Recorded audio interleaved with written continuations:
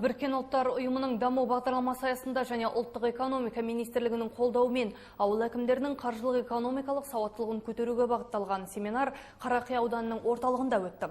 Маңғыстау облысының барлық ауыл, село әкімдерінің қатысуымен өткен семинарда ұлт жоспарының нақты 100 қадамының 98-ші бағыты талқыланды. Аталған қадамда жергілікті өзін-өзі басқарудың дербес бюджетін қалыптастыру айқын көрсетілген. Аталған бағыттарда жіті көңіл бөлінген жергілікті өзін-өзі басқарудың қаржылық негіздері отырыста кеңінен айтылды. Айта кетерлігі 2012 жылы жергілікті өзін-өзі басқару тұжырымдамасы қабылданған еді.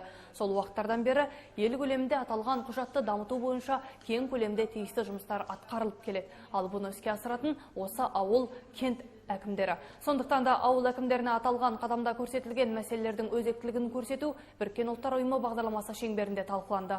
Семинар барысында аталған жүйені дамыту мен оның жүру барысы ауыл әкімдері арасында талқыға түсті. Біріккен ұлттар ұйымының бағдарламасы бұл